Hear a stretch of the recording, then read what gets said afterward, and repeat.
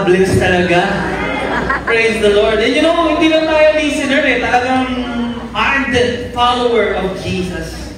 Okay, from chapter 1, verse 1 hanggang 4, everybody open our mouth and speak God's words. Sabay-sabay. Ready, go? The words of Nehemiah. Teka lang, baka magkamali kayo, sabihin nyo, Nehemiah. Hindi kayo 5 years old, right? The words of Nehemiah, son of Hakaliah. During the month of Kislev, in the 20th year, when I was in the fortress city of Susa, Hanani, one of my brothers, arrived with men from Judah, and I questioned them about Jerusalem and the Jewish remnant that had survived the exile. They said to me, the remnant in the province who survived the exile are in great trouble and disgrace. Jerusalem's wall has been broken down and its gates have been burned. When I heard these words, I sat down and wept, mourned for a number of days, fasting and praying before the God of the heavens. Let us pray. Thank you, Jesus. Our Heavenly Father, we take it to heart, Lord. Your word, which is alive and active. Lord, ang salita mo po'y buhay at mabisa, kaya hayaan mo itong kumilos sa aming mga puso. Hindi lamang makarinig, kundi isagawa ang lahat ng aming maririnig. Father, grant us wisdom and knowledge and understanding from heaven. Sapagkat sa sarili namin, mahirap itong maunawaan. Magliwanag nga po ang salita mo, Lord.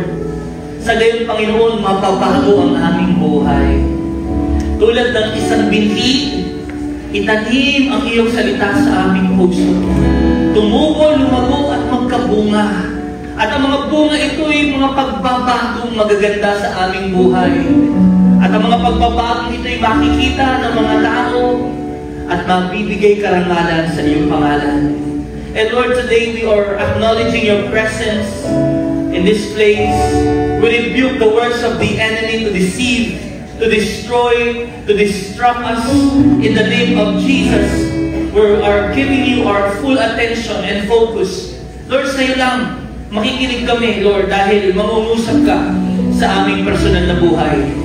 Give us your word, a lamp unto our feet and a light unto our path. We thank you, Father. We receive the blessing of your word. In the mighty name of Jesus Christ, we pray. Amen. Clap our hands to the word of God. Praise God. Ayan, salamat. You may be seated, mga kapatid, in the presence of the Lord. Hallelujah. Si Nehemiah ba? Hindi ko makalimutan yun eh. Si Josiah po kasi, no, habang nagkaroon kami ng conversation sa sasakyan, I was sharing the Word of God to my family. And we're now reading the book of Nehemiah, studying the Word of God. Kaya in-encourage namin kayo, basahin nyo. Sino po rito nabasa nyo na to? Okay? Sino po rito nangangako kayo kay Lord? Lord, babasahin ko to. Yung iba, ayaw nyo magtaas, wala kayong pakialam sa Bible. But you know what, when we come to God and in His Word, ito naman yung ating pag-aaralan. Gusto nyo ba mas maintindihan to? Gusto nyo ba mas maging makabuluhan ang inyong pag-attend? Not just be listener, but be an ardent follower, a worker in the kingdom. Talagang pag-aaralan po natin. And we're studying the book of Nehemiah. Ayan. Praise the Lord. So, the story, mamaya makikita natin yung storya. Praise God. Salamat sa Diyos. Nag-search po ako sa YouTube, sa Google. Ano ba yung mga dream jobs ng mga tao? May mga dream job ba kayo? Yung mga gusto nyo gawin sa buhay nyo, pangarap nyo, pero masayang-masaya lang gawin. Alam nyo ba ang top 10? Ayun, makikita nyo ha. Yung iba, ang dream job nila from job seeker to ha.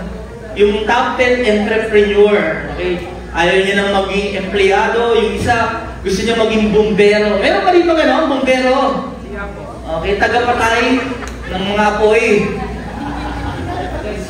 Ng sunog. Yeah, very good. Yung iba, tagagawa ng sunog. Alright. Lawyer. May kilala kayo mga anak nyo, lawyer. Ang galing mga tuwiran. Yeah? Mga galing mga abogado to. Teacher. Yeah, talagang dream job yun eh. Lalo na pag mga bata, gusto ko din maging tulad ni teacher. Doktor. Yan, gusto ko maging doktor. Ayan. Ngayon, doktor na rin naman ako. Totoo. Spiritual doctor. Totoo yan. Okay? Pag tinatanong, doctor, I'm also a doctor, spiritual doctor. Kasi hindi lang spiritual, even counseling, marriage counseling na nagagawa na rin natin, parang nagiging, usually in the world, psychiatrist, di ba? Counseling. Pero nagagawa na rin natin by the grace of God. Sino rito gusto maging influencer? Dream job, no? Yung pa-travel lang. May mga ganun kayo? Ang sarap ng trabaho no? Mag-travel, mag-vlog. Di ba? Gusto niyo ba yun? Nagpupunta kayo sa iba't ibang bansa, yun yung pinakatrabaho mo. Psychologist. Oh, may mga psychologist tayo dito, di ba? Model. Pastor. Kung hindi lang ako nadapa, Italian model ako ngayon. Nadapa lang, no?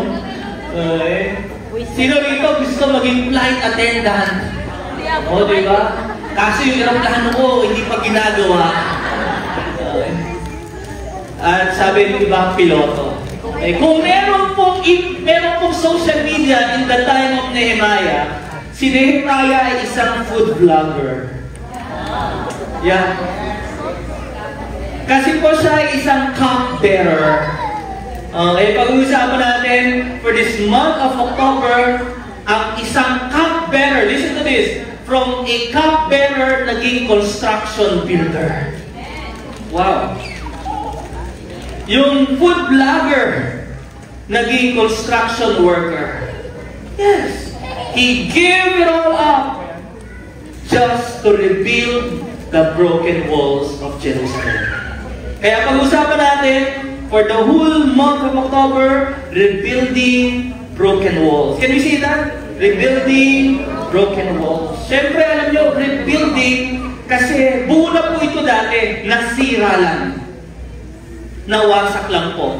So, if you are reading your Bible, if you are following in our sermon from Genesis to Exodus, nangako ang Panginoon magandang buhay, promised land. Dinala sila doon, sa wilderness hindi nakaabot si Moises, dinala sila ni Joshua. Pagdating nila sa promised land, nakalimutan nila ang Diyos kasi blessed na sila Kaya sila ay sinakop ng iba't ibang bansa na malapit sa kanila. Naging paikot-ikot yung kanilang buhay. From the book of Joshua and Judges and Ruth, pag kailangan nila si Lord, iiyak sila, tutulungan sila ng Diyos. Kapag blessed ang kanilang buhay, nakakalimot sila sa Diyos. At kapag sila ay nakalimot sa Diyos, sumasamba sila sa ibang Diyos-Diyosan. Nagagalit ang Diyos, sinasakop sila ng ibang mga bansa. At dahil sila naghihirap, natawag ulit sila sa Diyos. Remember the cycle? Paikot-ikot. In the book of 1 Kings, 1 Samuel, and eto na, nagkaroon ng matinding kalaban sila. Etong Babylon at saka itong mga Assyrian. From Jerusalem, tinanggal sila dun sa Promised Land, dinala sila sa isang malayong lupain tawag Babylon. This is now modern Iraq. Winasak yung temple. Bakit? Kasi punong-puno yun ng ginto. Sinira ang mga walls ng Jerusalem. Wala na silang hometown. At ngayon, ang Panginoon nangako. Are you following? Naintindihan niyo yung istorya ng Bible? Nangako ang Diyos na kahit kayo nasa ibang lugar, dinala kayo dyan dahil sa inyong kasalanan, nangangako ako, ibabalik ko kayo sa inyong hometown. At binalik niya sila, 3 wave. Pinag-usapan natin in the book of 1st and 2nd Chronicles and Ezra, yung first 2 waves. Ang unang dumating, sina Zerubbabel.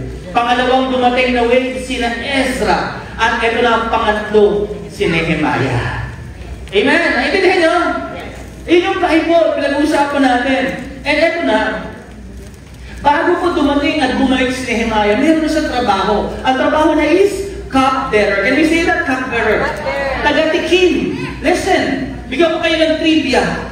Taga-tikim siya sa hari. Lahat ng, syempre, from assassination, minsan food poisoning ang ginagamit. Naintindihan nyo? So, ang ginagawa ngayon ni Nehemiah, bago kainin ng hari, siya muna ang kakain. Oh, parang mukhang maganda, pero delikado rin pala. Alright, naintindihan nyo? Sabihin ni Nehemiah, di ba? Mahal na hari, ang inyong tanghalian, steak. Pero bago kayo kumain, ako muna. Bilang mo, pagkain mo, araw-araw pagkain ng hari, masarap yan, yes or no? Masarap, pero delikado din. Tama. Ang inumin mo, mahal na hari, andito, nakalatag, ano mo, gusto mo, red wine, orange juice, o bago mo inumin, ako muna iinom. Wow! And you know, ang trivia, ang history, ang sinasabi kapag ikaw isang cupbearer to the king, listen, kailangan matalino ka. Matalino in a sense that you have wisdom. Kasi minsan kailangan kilala mo yung hari kung anong gusto niya o hindi. Intindihan niyo po kayo? You have wisdom. Pangalawa, you are a person of integrity. Kailangan mapagkakatiwalaan ka. Amen? Ito pangatlo. Kailangan, pag ikaw cupbearer, malapit ka sa hari, good looking ka. Kaya yung katabi mo, pwede ba siyang maging cupbearer? Stop it. Parang hari o reyna to eh. Why good looking? Sa presensya ng hari, ayaw niya ng hindi maganda ang countenance. Akala niyo matutulas ako ha? Di ba? Kahit kayo, gusto niyo yung mga kasama niyo maaliwalas. Tama ba? Di ba pag tumingin ka sa kanya, mapapalagay ka, wow, ang gwapo. Ang ganda, ang bango-bango ng itsura. Hari, bawal siyang malungkot. Ayaw niya ng mga malungkot sa kanyang kaharian. Lalo na kapag hindi maganda ang mukha, tsura. Ayun, kakasiwain mukha niya. Alisin yan. Patay agad, automatic. Totoo.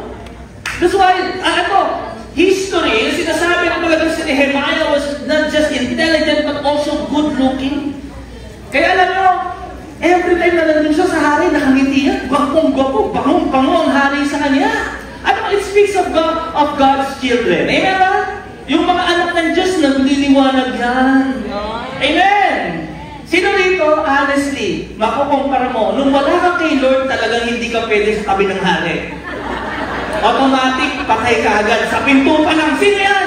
Terrorista yan! Diba? Papatay yan! Yan. Pero nung na-kay Lord ka, gumanda ka ng gumanda. Meron ba kayong gano'n? Hindi naman sa pagmamalaki, Lord, pero amen. May mga gano'n kayo? Looking back sa mga picture niyo sa Facebook, di ba? Ang dilim talaga. Kadiliman talaga ang buhay. Pero nung nakay Lord na, di ba? Lumiliwanag. Amen. Dapat yung mga may asawa, mag-amen ng malakas eh. Yun, di ba? Amen. Yung asawa, gumanda, pastor. Alam mo, naging gano'n. Yun yung trivia sa kanyang buhay. And speaking of Nehemiah, kung titignan natin, maayos na buhay niya. He had the status, the power, influence. He had the knowledge and the wisdom. Alam niya na yun eh. Ito ang naging puso ni Nehemiah. Ngayon, yung kanyang mga kababayan, nakita sila. Si Hanani, kabayan! Sabi niya gano'n, kamusta na? Di ba, pag pupunta ka sa ibang lugar, kahit sa probinsya, sa ibang bansa, nakakita ka ng Pilipino, di ba? Sabi mo, uy, Pinoy! Di ba? Kabayan! O, kamusta? Nag-work ka rito. Nagkakamusta? Kamusta ng Pilipinas? Kamusta na sa Maynila? Kamusta yung auntie mo? Di ba? Alam mo yun, nangamusta po si Nehemiah. And you know, I love the heart of Nehemiah to God's people. May pakialam si Nehemiah sa kanyang mga kababayan. Amen! Sabi mo sa katabi mo, may care. Hindi lang basta ang care, meron ding concern. Ganun yung puso ni Nehemiah. Listen, sabi niya rito, tinanong niya, I questioned them about Jerusalem and the Jewish remnant that had survived the exile. O, di ba nakauwi na kayo? O, kasama niyo si Zerubbabel, si Ezra. O, kamusta na? Alam niyo po ang sagot ni Hanani, Nehemiah, salamat at naitanong mo. Ang Jerusalem, wasak. Ang mga tao, nalulugmok. Bakit?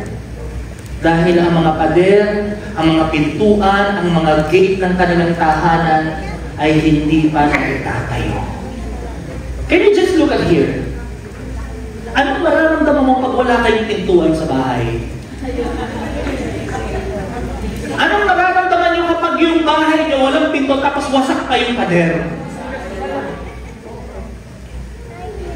Walang bakod, walang pader.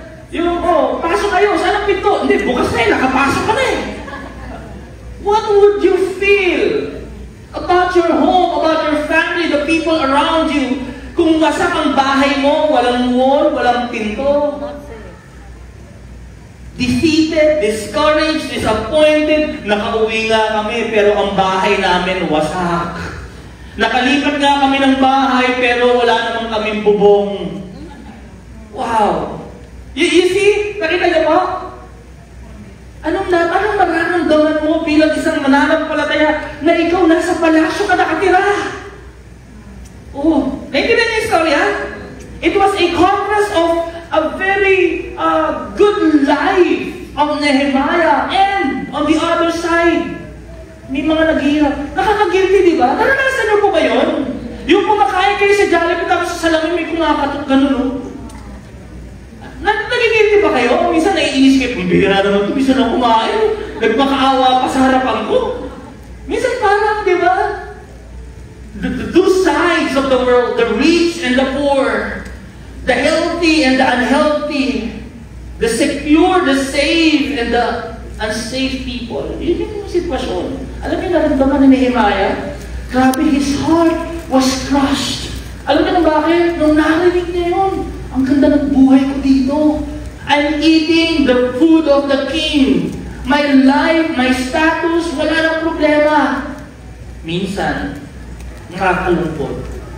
Kapag umuunlad na ang buhay ng isang tao, nakakalimot na doon sa mga nangangailangan ng tulong. And I pray that we will not be like that. Amen? I pray na isa sa mga prayer requests natin, Lord, binibless mo ako ngayon, pero Lord, i-bless mo pa ako para marami pa akong matulungan. Amen! Na yung mga kamag-anak ko, yung mga taong nanghihingi ng tulong, Lord, one day, matutulungan ko rin sila. And I pray that is our heart, that Lord bless me. Eh, alam niyo, pinagpala naman talaga tayo ni Lord eh. Ang gusto lang ni Lord, magkaroon tayo ng puso na mahabagin. Puso na nararamdaman ang puso ng Panginoon patungkol sa mga nahihirapan, patungkol sa mga nagdurusa. I pray na hindi maging matigas yung puso natin. Because sometimes, nagiging matigas, nagiging indifferent. Can you say that word? Indifferent. Alam ibig sabihin sa Tagalog? Walang pakialos. Bahala sila. Mga tamad kasi sila. Tumutugod. Mga walang trabaho, mga hindi naghahanap buhay, hayaan silang magutom. Hindi ganun yung puso ng Diyos, di ba? Compassionate, caring, concerned. Tama po ba? Sabihin natin sa katabi natin, magkaroon tayo ng puso ng Panginoon. Di ba? Minsan talagang pag may nakakatok, bigyan niya, sindikato yan. 2 piso lang yun. Although, may gano'n naman talaga. Tama po ba? Kung magbigyan, pasusugalayan, pagdodroga. Hindi naman lahat. O gusto mo, alamin mo. You know, when we have the opportunity, ganun di ba mararamdaman po natin, mga kapatid? Can we sit down and you mourn? Pero yung mo, naghinagpis siya, nanalangin siya, hindi na siya nanalangin. Hindi kumain si Nehemiah. Nakita mo yung pulubi. Kumakain ka ng Jollibee, di ba? Sa pagkain mo. Kita mo, naghihirap talaga. Ano kaya gagawin mo? Subo ng subo? Ay, pwede na, hindi naman po masamayan. But you know, let us have a heart to pray for them and to help them as we could help them. Kung paano pwede natin may tulong. Amen? Maging matulungin. Ito na. And ito pong Nehemiah chapter 1 verse 1 to 4 hanggang chapter 2. Ginawa ni Nehemiah, nag-pray siya kay Lord, humingi siya ng timing. Lord, kailan po? Lord, bigyan niyo po ako ng favor para magamit ako. Alam niyo sabi ni Nehemiah sa chapter 2 verse 5, kinausap niya yung hari. Malungkot siya. Sabi ng hari, bakit ka malungkot? Eh, paano po naman ako magiging masaya? Eh, yung mga kababayan ko, wasak yung kanilang tinitirahan.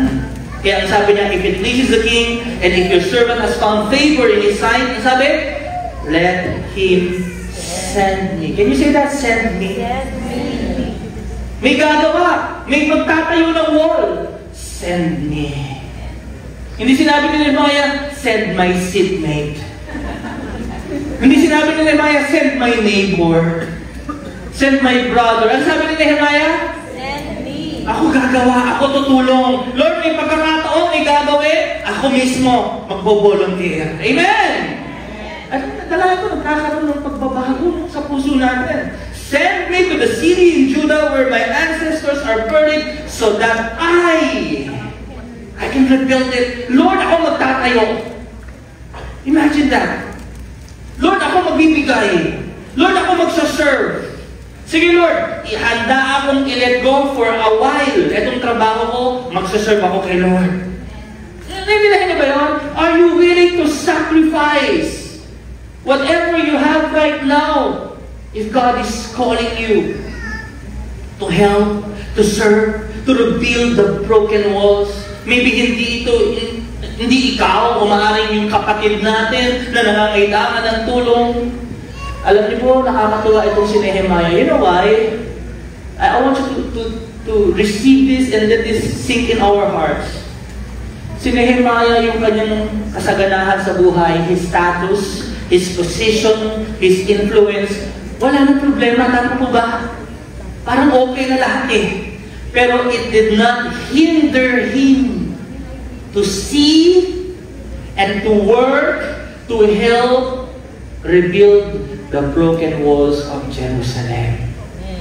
Hindi naging hadlang kay Nehemiah yung kasaganahan niya sa buhay para makita niya na may kailangang i-repair. Kailangang tumulong. Minsan nabubulagan tayo with the status kapag maayos na ang buhay natin, kaya bayad na ang ating mga bills. Kapag wala tayong sakit, kapag maayos ang sweldo, na-promote tayo, stable ang karera natin sa buhay. Hindi po masama na yun. Yung mga bagay na yun, minsan bumubulag sa atin na makita natin na meron pa rin aayusin sa buhay natin. Amen! Can you tell the person beside you, may aayusin pa sa buhay mo? Totoo ba yan? Sino rito naniniwala ka, Lord? Kahit na may maayos na ang buhay ko, alam ko may mga aayusin pa rin sa akin. Amen! Yung mga hindi nagtaas ng kamay, they are perfect. Okay? Hindi na. Makakunin na ni Lord dyan, perfect na yan. But just kidding. But you know, in our life, we know na kahit na maayos ang buhay mo ngayon, may sweldo ka, tama, walang sakit, alam mo, may aayusin pa rin. And even me, as a pastor, marami pang aayusin sa akin. Sabi mo sa katabi mo, marami pang aayusin sa akin. Parang hindi mo sinabi. Masyado kang perfect. Meron pang aayusin? Sige, sabihin mo, marami pang aayusin sa akin.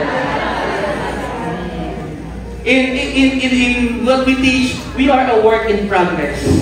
There are works to be done that is needed to be done in our lives. Amen! Hindi pa ako Christ-like 100%. Although I'm pursuing to be like Jesus, pero marami pang aayusin sa buhay ko. Amen! Kahit nagbabasa na ako ng Bible, kahit meron na akong alam sa Bible, kahit perfect attendance ko, marami pa rin ang aayusin sa buhay ko.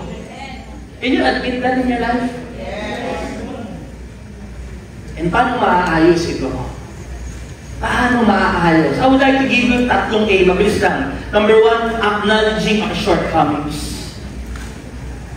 Kailangan ma-acknowledge mo, maintindihan mo, maunawaan mo, tanggapin mo na meron kang pagkukulang. Kasi ang tao na nakikita niya ang kanyang sarili, perfect at walang pagkukulang, wala nang kailangang ayusin sa kanya. Yun ang kanya nakikita.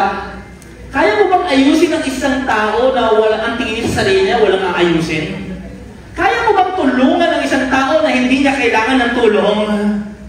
No. On our own, we need to acknowledge our shortcomings. May pagkukulang ako. Sabi mo kay Lord, Lord, may pagkukulang ako sa iyo. Kahit nagtatays na ako, meron pa rin pagkukulang. Maybe some areas in our life. Kahit na nagsaserve ako, kahit na nag-worship ako sa iyo, pero alam ko, meron pa rin pagkukulang. And you know, the good thing when we acknowledge that we have shortcomings, may mga hindi tayo nagagawa, alam nyo, it gives us a bigger room for improvement in our life. Tama po ba? Minsan kasi we settle na parang pwede na to. Look at Nehemiah. Sige, kayo, wasak na yung buhay nyo. Wala kang bahay, wala kang pinto, pader. Kayo na yan, pero yung buhay ko, okay na ako. Ganun ba kanyang ginawa? Hindi. Look at what he said in his prayer. Sabi niya sa verse 6 to 7, nag-pray siya kay Lord, Lord, let your eyes be open and your ears be attentive to hear your servant's prayer, that I know I now pray to you day and night for your servants. Ano sabi ni Nehemiah sabay-sabay? Anong prayer niya?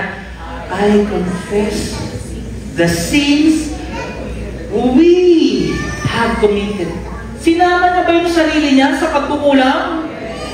Sinama niya ba yung sarili niya na may pagkakamali siya, kaya wasak yung wall? Alam niyo kasi minsan, wasak ang wall, mga pasaway kasi kayo. Hindi buo ang buhay, nahihirapan. Makasalanan ka kasi.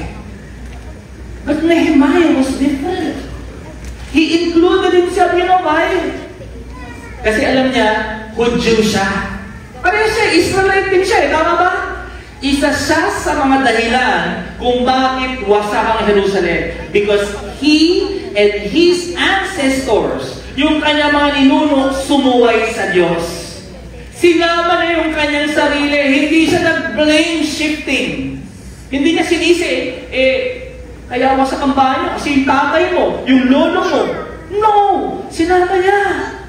You know, look at here, married people. Alam niyo kung bakit kayo nagtatalo, nag-aaway? Hindi lang isa yung may kasalanan dyan, may kasalanan ka din. Yung anak mo, bakit ganyan? Hindi lang siya ang may sala, parte ka dun sa kasalanan. Meron kang pagkukulang. Amen? Huwag mong sasabihin, siya na yan, bahala na siya. No! Meron ka rin pagkukulang. And once you acknowledge that you have a shortcoming, that's the time that God can really help you. Lord, may pagkukulang ako bilang magulang, tulungan mo po ako. Sabi rito ni Nehemiah, I. Sabi niya, we. Sabi niya, both I and my father's family. Sabi niya, Lord, nagkasala kami. Hindi niya sinabi nagkasala sila. Sinama niya yung kanyang sarili. Totoo po yun. It's a sign of humility. Sabi natin humility.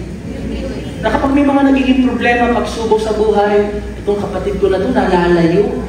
Matigas ang ulo niyan May pagkukulang ka rin. Maaaring hindi mo na ipanalangin, hindi ka naging matyaga. Hello? Tama po ba? Acknowledge your shortcoming. Alam nyo, sabi sa Psalm 32 verse 5, sabi ng mga awit, I acknowledge my sin to you. I did not hide my wickedness. Ang sabi niya, I will what? Confess. Sabi natin confess.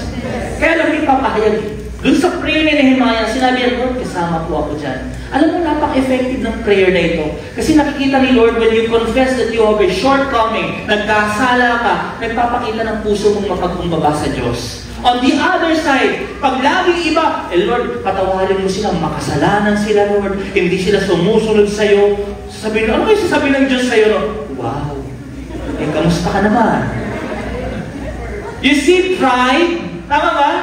The difference of humility and pride. Humility acknowledge, may bahagi ako dyan. Sabi niya, I will confess all my transgressions. You forgave the guilt of my sin.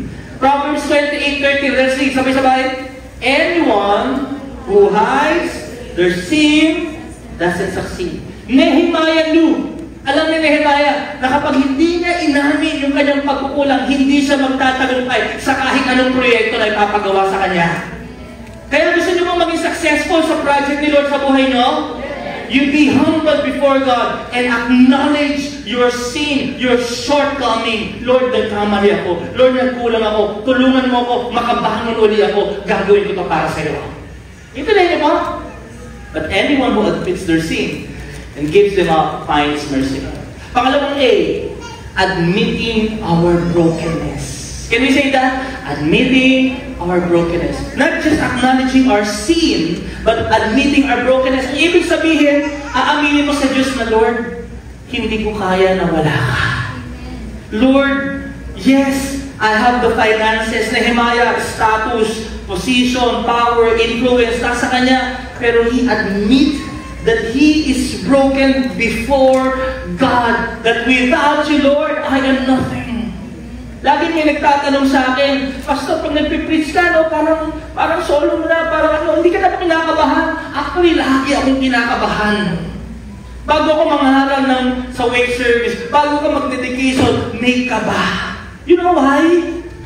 Hindi dahil hindi ka nag-prepare. You prepare for it. Yung kaba ng gagaling na, Lord, ayoko itong gawin sa sarili ko. Kasi kung ako lang, wasak ako eh. Intindihan nyo? Lord, tulungan mo ako. Ayoko itong gawin mag-isa. Kailangan kita. I am broken without you. I can do nothing without you. Amen? Minsan, we rely on our own strength. Yung sinasabi ni Brother Hugh, some trust in chariots and horses, but we put our trust in the name of the Lord. Hindi masama hindi masama mag-prepare sa chariots. Hindi masama mag-prepare ng kabayo. Hindi masama mag-prepare sa laban. But ang pagtitiwala natin sa Diyos. Sabi ni Nehemiah sa kanyang prayer, chapter 2, sabi niya sa hari, why should my face look sad? Sabi niya, its gates were my city, my ancestors' bird lies in ruins, and the gates have been destroyed by fire. Can I share to you a wonderful principle? Pakinggan niyo po ito. Kapag hindi ka wasak, hindi ka mabubuo. Kapag hindi mo nakita yung sarili mong wasak, paano ka bubuuin ng Diyos? You know, sometimes we are so strong. Lord, kaya ko to. Hindi naman po masama yun. But you know, when you acknowledge your brokenness before God, that you're always depending on the Lord, He can help you. He can make you whole. Amen? Ano sabi ng Psalm 147:3? Let's read. He heals. He heals the wholehearted. He heals the strong people. He strengthens the strong people. No. He heals the what? The broken-hearted. Can you see yourself broken? Ang taong makakakita na siya'y wasak, siya'y bigo, ay ang mga tao na nangangailangan ng Diyos at tagapagligtas sa kanyang buhay. Amen? At kaya kang tulungan ng Panginoon. He binds up their wounds. Paano kapag gagalingin kung wala ka namang sugat? But you know, when we come to God and examine our hearts, our prayer, Lord, am I coming to you broken? O baka lumalapit ako sa iyo na parang okay na yung buhay ko. But you know, Nehemiah, this book is so wonderful na kahit maayos ng kanyang buhay, he knows na merong kailangang mga buuin na wasak sa kanilang buhay. Kailangan. This church is a family. This church is one. Kapag yung isa broken, di ba nasasaktan din po tayo? Di ba yung church, ang sabi sa step 1 natin, the church is like a what? Family is like a what? Body. Kapag kayo sumakit ngipin, yung ngipin lang bang masakit? Pati buong pamilya mo, apektado eh. Tama po ba? That's why when you are broken, we are broken too. Na-apekto kami, tama po ba? Hindi dahil mahina kami, kundi dahil bahagi ka ng katawan. At yun yung thinking ni Nehemiah, we are one family. Nabahagi ako dito. Ang hindi na nakakaranas ng brokenness, when someone is broken, that person is not part of the family. Lahat po ba ng buong mundo po ba ay nagdadalamhati kapag namatayan kayo or meron kayong pinaglalamayan? Buong mundo po ba? Only who?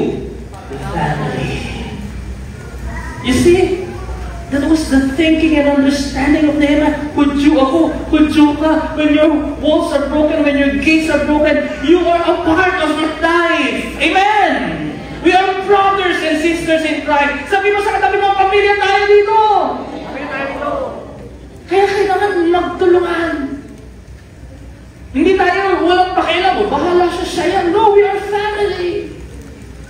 third thing, the last thing, for us to rebuild the broken walls, pattong A, let's read, asking God's help. Hallelujah. When we admit our shortcomings, acknowledge our shortcomings, admit our brokenness, and ask God's help, diyan nagsisimula. Ano sabi niya sa prayer niya, verse 11? Lord, let your ear be attentive. Lord, tulungan mo kami. Give your servant success today by granting him favor in the presence of this man. And for this whole month, alam ko po, may mga areas sa buhay natin na wasak. Sama-sama po tayo magtulungan na buuin yan. Amen? Magtutulungan tayo. Hindi mo to gagawin mag-isa. Magtutulungan tayo para buuin ang mga broken gates and walls sa buhay mo. And I want to finish with this. Ano ang una nilang binuo? So pupunta si Nehemiah ng Jerusalem, dala niya yung mga kahoy, yung mga gamit, may dala siyang mga finances. And ano ang una kaya nilang binuo? 10 yung gate. You know, the Bible, hindi to random. Kaya nila ito inuna kasi meron itong ibig sabihin. Para pakita yung picture niya, kapatid. Ito yung temple sa gitna. And then, yung mga walls and gates. Okay? May mga pangalan po yung mga gate. Merong purpose. They serve a specific purpose. Bakit ang pangalan itong gate? Ano yan? Fish gate, ship gate, inspection is, pag-uusapan natin yan. Ano yung unang ginawa? Alam niyo, this is important. Na sa buhay natin, ito din dapat maunang gawin. Ready na kayo kung ano? Let's read in chapter 3, verse 1. The high priest Eliashib and his fellow priests began rebuilding the what? Ano inuna nilang gawin? Sheep gate. Ito pong sheep gate na ito, dito po kasi pagpasok nyo, dito nilalagay lahat ng mga tupa na iaalay sa templo. Napansin nyo malapit? Sa temple. Saan yung sheep gate dyan? Ayun, sa taas. Yes. So itong sheep gate ang inuna nila, dito yung mga sinusuri nila yung mga sheep. O ito, pwede itong mataba to, pwede na to, malinis to, pang-alay to. Ito yung unang ginawa. Why? Because this shows that the first priority to rebuild in our life, para saan ba yung sheep? To sacrifice. And sacrifice, it means worship. And amen. Kaya kung meron tayong sisimulan sa buhay natin, alam natin, wasak ito. Hindi pa ito buo. Ang kailangan natin buuin, simulang gawin, buuin natin, ayusin natin, yung priority natin to restore our worship life. Amen! Sabi mo sa katabi mo, worship God. Worship God. Alam niyo, nakakatuwa ito. Even in the Bible, 2 Chronicles, pinag-usapan natin, nung dumating sila sa Jerusalem, in Ezra, ano una nilang tinayo? Yung altar. Tama? But yung kasi yung worship nila. Yung Chronicles, makikita mo, ang center ng temple, yung altar. Bakit? Ang priority, ang center ng buhay nila, worship. Nung sira yung wall, sira yung gate, their first priority to rebuild the walls is the sheep gate, because the sheep must be priority, because this is the way that we can worship God. Amen! Kaya alam mo sa buhay natin, pakinggan natin, mabilis lang po, magkaroon tayo ng worship test. Personal worship test. Pag-usapan natin yung Sunday worship natin. Buo ba talaga o wasak ang Sunday worship? At kung worship service natin, ano yun? Pag pupunta pa tayo ng service, do we think that we should honor God with our time? O yung iba sa atin, baliwala yung oras. Hindi, kailangan i-restore ko to. Lagi akong late. Tumingin lang po kayo dito para hindi kayo mahalata. You know, parang wala kang pakialam sa oras. Pag sinabi 10, 11:30, bahala lang anong oras tumating. Maybe we need to rebuild. Being on time on our worship service. Amen! You know, pag nagtatrabaho po kayo, ang isip nyo wala po kayong pakialam pagpapasok kayo. You keep on time. Tama mo ba? Mas maaga ka pa nga eh. Trabaho yun, kapatid, importante yun. Pero may mas importante pa doon. Sabi mo sa katabi mo, honor God with your time. Speaking of being on time in worship service, di ba? Yung time na mag-worship, yung isipan mo ba talagang to worship God? Alam niyo minsan, or naging ano ko na rin naging nasabi ko na rin, which is mali. Nung bago akong Kristiyano, worship, nasabi niyo ba to? Hindi ko masyado nagustuhan yung worship service. O, kahit hindi niyo sinabi, naisip niyo lang. Hindi ko masyado nagustuhan yung praise and worship. Just think of that. Hindi mo nagustuhan yung praise and worship. Teka, tanongin kita, para kanino ba yung praise and worship? Is it for you? Are you the audience of that praise and worship kanina? Ikaw ba yung pinatutugtugan nila? Ikaw ba yung sinasamba nila? Listen! Are you listening? Naintindihan nyo? So the next time you think, parang hindi ko mag-gusto yung tugtugan, para sa'yo pa yung tugtugan. Are you coming here to be entertained?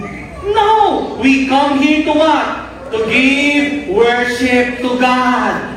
Amen! Dalangin ko kapag pupunta ka dito, hindi para, uy, mabless ako ng mga ganitong tugtugan. Hindi ikaw yung sasambahin dito!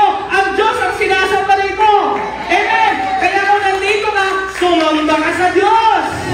Ang tanongin mo, Lord, nagustuhan ko ba yung worship ko sa'yo? Amen! It's not for you! Ano ba? Diligence on church attendance. We're rebuilding Shipgate. The worship in our life. Alam niyo po, napaka-importante ng attendance. Amen? Kahit sino rito makakapag-testify. Kung ikaw ay estudyante na hindi masyado nakakakuha ng mataas na grado, mga palakol ang mga grade, nakakapasa ka pa rin. Minsan bagsak sa mga exam, pero pagdating ng card pasado. Bakit? Anong isang dahilan? Meron kang attendance. Yes, college ako, ang pasado sa amin, 75. Alam niyo, grade ko, 54. Ang hirap basics eh. Pero ano mo, kinakabahan ako. Kasi Lord, bahala ka na po. Wala po akong absent doon. Para pagdating ko doon sa card, patungtong ako, bakit? Binigay sa akin 3. Alam niyo, ibig sabihin ng 75. Naawa sa akin. Bakit? Lagi pumapasok. Look at here! Minsan marami tayong failures, marami tayong pagkukulang sa Diyos, pero dahil perfect yung attendance mo sa Panginoon, nakaranasan mo yung habag ng Diyos. Pinagpapala ka pa din. Minsan hindi ka na nakakasunod eh, pero dahil umaattend ka, nag-worship ka pa rin, Lord, tulungan mo ako makasunod. Pinapasa ka ng Lord, pinagpapala ka, nakakaranas ka ng pamor. Amen! Importante attendance kay Lord. Yes or no? Yes! Importante. Kaya nga may Book of Numbers, binilang kung ilan yung attendance. Amen? Sobra ba importante ng attendance? Yes. Kayo nga po, pag nagtatrabaho eh, ayaw niyo pong umabsent. Kahit pagod kayo, ayaw niyo umabsent. Tama? Kahit napuyat kayo, magtatrabaho kayo. Yes or no? How much more in your attendance in worshiping the Lord? Lord, kahit puyat ako, pagod ako, kulang tulog ko, mag-worship ako sa iyo. That's how we rebuild the Shipgate of our life. Ito, pangatlo, careful listening to sermons. Kapag po kayo nasa trabaho, nagsiselfon lang ba kayo? Maingat po kayo sa pinapagawa ni boss. Yes? Eh bakit pagdating sa boss, sa master, sa Lord natin, nagsiselfon kayo? Pero siyempre hindi yung katabi mo, natutuwa na yan eh. Sa office, nagtitake down notes ka pa eh. Para sa trabaho mo, 15:30 sweldo. Kapatid, yung binibigay ni Lord sa'yo, hindi lang 15:30. Oxygen araw-araw. Amen! Yung sunlight, sinisikatan ka pa. Tama po ba? What if kaya ang walang mga nose ngayong Sunday, mga 20 hours lang ang oxygen? Sabi ni Lord. But just thinking of that, kung gaano ka kasipag, mag-aral, galingan mo para mag-promote ka sa trabaho, pinag-aaralan mo, lalo na pag-aralan natin yung Bible. Amen! Yung Word of God. Bible study, na-attend ba tayo? Repair the broken Shipgate. Ito pa, resting on Sunday. Magbigay tayo ng isang araw na Lord, papahinga ako, uunahin kita. When we say rest, Sabbath, means rest, the Lord of Sabbath is the Lord Jesus Christ. Hindi mo ibig sabihin, wala ka nang gagawin eh. Pero alam niyo, ito yung kapahingahan. Alam niyo, listen. Kapag nagpapahinga kayo sa trabaho niyo, nagtitiwala kayo sa Diyos. Anim na araw ka na pumasok. Gusto mo bang pumasok ng linggo? Hindi ka naman pinipilit? Hello? Gusto niyo naman makita si Lord agad? Kailangan ko ng pahinga. Amen! Kailangan pahinga. Kailangan ng tulong. May kilala kami nagsishare sa amin. Oh. Alam mo, we're doing business. Dami. Sabi niya, alam mo natin yung story. Death talaga, certain yan. Alam mo yung tatay niyan? Namatay, ilang taon?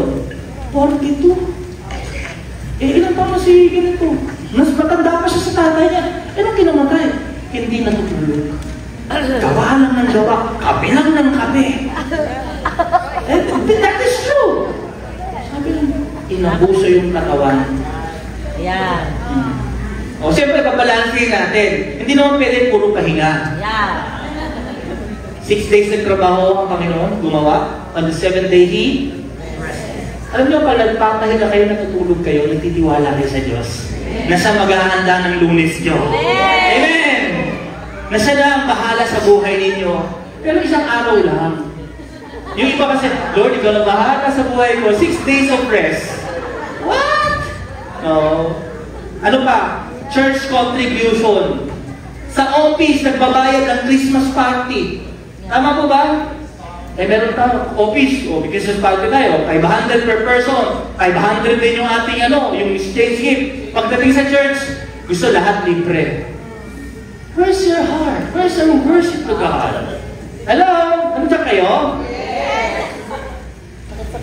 You know, worship, when we give, we worship. When we contribute, we worship the Lord. Amen. Studying God's Word. Dinote ko yung kanina. Ano pa? Accepting correction. Pag sa inyong pong opisina, tinitatrabuhan nyo sa school, kinorek po kayo ng inyong boss, lilipat na ba kayo ng ibang kumpanya? Pinagalitan ako ng boss, ayoko na sa kumpanya na to. Ano? Ano sabi mo? Pasensya na po boss, babaguhin ko po, ayusin ko po next time. Tama ba? Pagdating sa church, nasita, na-review, napagalitan, na-correct. Ayoko na, lilipat ako ng church. Ayoko diba? Ginajudge nila ako masyado. Yung worship God, talagang mali, talagang makikita yung mali natin. Tama po ba? Matakot tayo pag di tayo kinokorek. Kasi di tayo mahal. Sabi ng Bible, hindi dinidisiplina ang hindi anak. Magulat ka pag pinalo mo yung anak mo, magalit ka sa akin. Naintindihan nyo? Pero kapag ikaw anak, pinapalo ka, dinidisiplina, nire-review ka kasi anak ka eh. Kaya the point na ikaw nire-review, kinokorek, tinuturuan tayo dito, ibig sabihin, parte tayo ng pamilya ng Diyos. Amen? And last, hard work on serving. Sa office, grabe. Kahit na 4 hours overtime, ayos na. Pero pastor, alas 2 oras na. Tagal mo na mag-preach ah. Sobra ka na, pastor ah. Minsan lang naman. Mga tries every month. But I'm working on that. But you know what? Sabi ng Romans chapter 12 verse 1, as we fix the ship. Naintindihan nyo? I appeal to you, therefore, brethren, and beg of you, in view of all the mercies of God. Naawa ba ang Diyos sa inyo? Alam niyo po yung mercy, dapat paparusahan tayo, pero hindi na tayo pinarusahan. Dapat pahihirapan, dapat sasaktan, talaga tayo makakaranas ng matinding kapigatian, pero winihold lahat ni Lord John. At yung habag na yun, naranasan natin. Kanino inilagay ang parusa? Kay Jesucristo sa krus. That's the mercy of God. Naawa ba ang Diyos sa'yo? Kaya alam nyo, praise the Lord, gumaganda ka, ang lakas-lakas mo, ilang taong ka na, 65 ka na, mukha ka lang 64. Wow, praise the Lord! Sa awa ng Diyos. Amen! Grabe, blessed ka na. Yung wallet mo kumakapal na, puro resibo na. Awa ng Diyos. Ang dami mong problema, nagtagumpay ka. Awa ng Diyos. Hindi tayo mamalaki. Kasi kung wala ang awa ng Diyos, matagal na tayo wala sa mundo mo. Tama po ba? Sabi mo na sa katabi mo, awa ng Diyos. Nakakapagpatuloy ka? Ano sabi mo? Ilang taong ka ng member ng church na to? Nakakapag-tithes ka? Nakakapagtanim ka? Yung pamilya mo nandito kasama natin? Dati estudyante ka, may pamilya ka na? Nakapasa ka ng exam? May trabaho ka na? All of because of what? The mercies of God. Because we deserve judgment and the wrath of God. Tama ba? Pero hindi yun ang ibinigay. Ang ibinigay pagpapala dahil kay Jesus. To make, ngayon nakaranas tayo ng awa ng Diyos. Amen? Naranasan niyo ba? Ano ngayon ang gagawin natin? Naintindihan niyo po? To make a decisive dedication of what? Let's read. Of what? Ihandog daw natin ang ating ano? Ang ating katawan. Ulitin ko, basahin natin maigi. Kung meron kang ihahandog sa Diyos, ang gusto niya ang ihandog mo, ano? Katawan. Ikaw mismo. Kung sa sheep gate ang inaalay yung tupa para sumag-worship sila, ikaw, masasabi mong tunay kang nag-worship kung hinahandog mo ang iyong katawan sa Diyos. Minsan mga magulang ang hinahandog natin, anak natin. Sa mag-asawa, Lord, inihahandog ko na sa iyo ang asawa ko, Lord. Kunin mo na siya, Lord. Oh, sinasampa kita agad, ang alay ko sa iyo ang aking asawa. Oh. Ang gustong worship ni Lord, ihandog mo ang iyong sarili. Amen! Paano mo ihahandog ang iyong sarili? Sa pagsamba sa Diyos. You be present at the altar. Nandun ka sa altar. Hindi ka absent. Listen, nung pandemic, online tayo. Yes or no? Yung mga nasa abroad, okay lang online. Wala kayo sa abroad. Wala tayo sa abroad. Kapag meron tayong pagsamba, pupunta tayo dun sa altar. Hindi pwedeng sabihin ng tupa, iaalay ko sarili ko, pero ano lang, online lang. Online is good, nakakapag-replay tayo. But you know, when you worship God, ikaw mismo, present, dedicate your what? Body. Ilan po katawan ninyo? Sa laki. Kaya alam nyo, kaya inaalay yung katawan. Sabi na, gusto ko maialay mo katawan mo. Yung ikaw mismo, kasi isa lang yan. Kapag inalay mo ang sarili mo, ibig sabihin, ako nga sinasamba mo. Kasi you know, you cannot be in two places at the same time. Hindi pwedeng nauna sabay, Lord, andyan ako sa church, pero nandito rin ako sa birthday. Pipili ka lang, tama ba? At yung pipiliin mo, yun yung mahalaga sa'yo. Amen? Oh. Paano daw natin ihahandog ang sarili natin as living sacrifice? Sabi mo, living.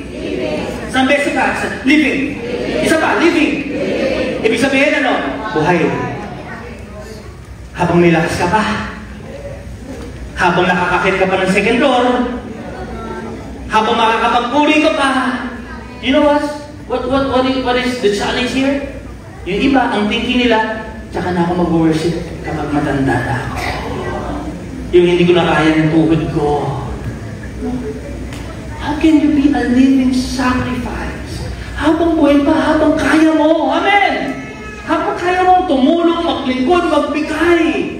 At hindi lang basta nandito ka sumasamba. Anong gusto ng Diyos? Sabay-sabay, holy! Ano ibig sabihin ng holy? Banal sa Tagalog, it means set apart. Na yung buhay mo hindi parehas ng mga taga-mundo. Kung ang mundo, ito yung na-importante sa kanila, ito yung mahalaga na ginagawa araw-araw, hindi ganun ang buhay natin. And well-pleasing to God. Can we just examine ourselves and ask ourselves, Lord, yung buhay ko ba nakakatuwa sa iyong harapan? Lord, napapangiti ka ba kapag tinitingnan mo yung ginagawa ko? Alam mo kung paano nalulugod ang Diyos? Listen, when we are what? Living a holy, devoted, consecrated, and well-pleasing to God. Kapag ginagawa natin to, listen, which is your reasonable, rational, intelligent service, and what? Spiritual worship.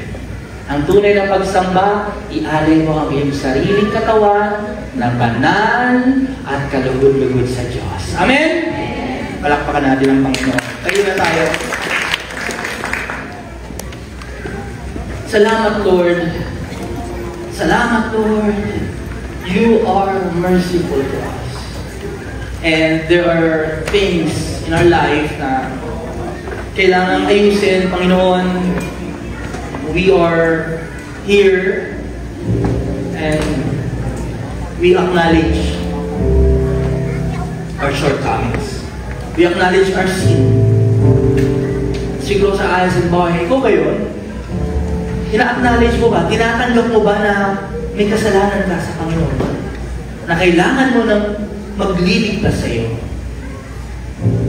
Do you admit that you are broken without God? Na kung wala ang Diyos, wala kang magagawa. And now let us ask God's help. Ang unang gustong ma-establish, mabuo ng ating Diyos sa buhay natin ay manumbalik ang magandang relasyon ng Diyos sa kanyang nilikha. At ikaw yun. The good thing is Jesus, He is a rebuilder of our life. Na kung ano yung wasak sa buhay mo, He is a carpenter na kaya niyang ayusin.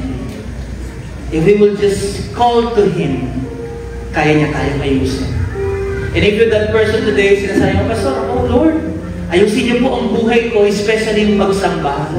Lord, ayusin niyo po yung buhay ko, especially yung relasyon ko sa iyo. Do you acknowledge that you have a broken relationship with God? There is pride, there is sin, na hindi ka nagiging your hands to the Lord. Sabayan mo ako sa prayer. Sabihin mo, Panginoong Jesus, kailangan po ito sa buhay ko. Panginoon, wala akong magagawa kung wala ka. Panginoon, makasalanan ako. Marami akong pagkukulang sa iyo. Lord, nagsisisiyan ko lang po ang lahat. Binubuksan ko ang puso ko, Panginoon. Tinatanggap kita sa buhay ko bilang Panginoon na tagapagligtas. Salamat po sa pagpapatawad at sa buhay na walang hanggan. Sa pangalan ni Jesus. Amen. Palakpakan natin ang Panginoon. Praise the Lord. We thank you, Father, for every seed that will be sown today. Lord, dito kami kumakain ng spiritual na pagkain na nagiging buhay, direksyon, kalakasan namin. Nararapat lang na magbahagi kami ng magagandang bagay. And Lord, magtatanim kami sapagkat na-bless kami ng iyong salita, nagkaroon kami ng direksyon. Lord, aasa kami ng masaganang pagpapala. Ang mga binhi, ang mga ibibigay na ito, Lord, ay palalaguin mo, Panginoon, sa aming mga buhay. Sa gayon, Lord, like Nehemiah, kung paano mo siya pinagpala, even in foreign land, kahit nasan man kami, pagpapalain mo rin kami para maging pagpapala pa kami sa marami. If you're that person today, I'll encourage you to sow a seed that will be a great harvest of blessings in your life para maging blessing ka pa sa marami. Panginoon, itinataas namin ng mga binhi ito, itinatanim sa iyong ministeryo, sa iyong salita, at aanin kami ng masagana. Sa pangalan ni Jesus. Amen. Amen. Praise the Lord.